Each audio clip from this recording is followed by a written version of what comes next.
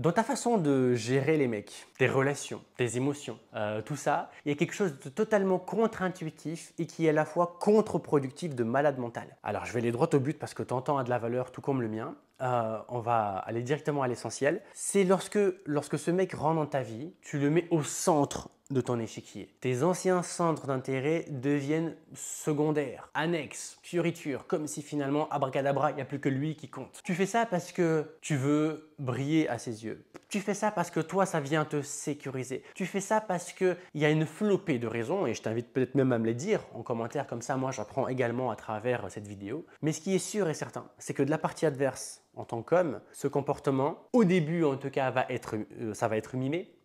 Il y a ce qu'on appelle l'isopraxie. L'isopraxie, c'est le fait d'adopter le comportement, les agissements, le champ lexical, l'attitude de la partie adverse, de la personne que l'on veut séduire ou que l'on aime déjà. C'est ça l'isopraxie, c'est le mimétisme social au sein d'un couple. Et le problème, c'est quoi? C'est que lorsque le mec va adopter ta stratégie, au début, tu vas être ravi et vous allez observer ce qu'on appelle la montée des marches. Vous allez kiffer, vous allez vous envoyer en l'air, vous allez avoir des moments, des moments mémorables. Sauf qu'il vient un moment où cette relation devient l'un pour l'autre un peu asphyxiante. En premier, généralement, ça va être chez l'homme. Chez l'homme parce que lui défend sa paroisse, défend son indépendance. Et parfois, pour certaines femmes qui ont vécu des relations dures avec parfois des pervers narcissiques, en fait, ça arrive en premier parce qu'elles ont l'impression de perdre leur liberté. Et le pépin, c'est quoi? C'est que si dès le départ, en fait, on ne cherche pas à être si fusionnel, à s'oublier dans le on, mais à rester dans chacune de nos sphères, parce que regarde bien, si là, chez Sophie, et là, deux boules, c'est deux vies, ok?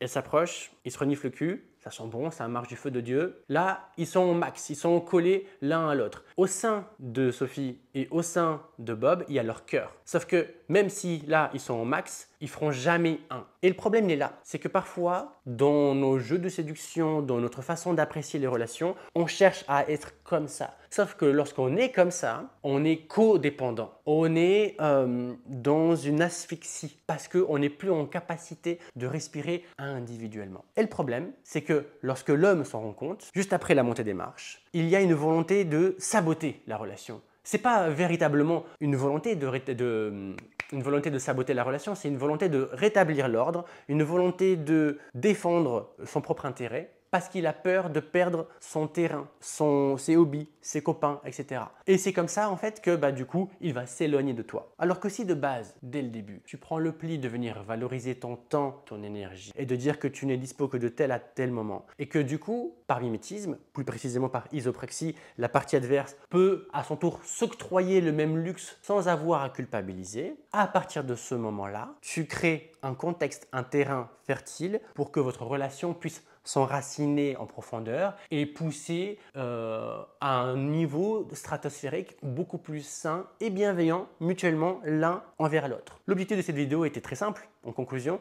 c'était simplement de te faire prendre conscience que cette volonté de ne faire qu'un est contre-productive et qu'il faut impérativement que tu puisses respecter ton temps et ton énergie et ne pas chercher systématiquement à faire un avec la partie adverse.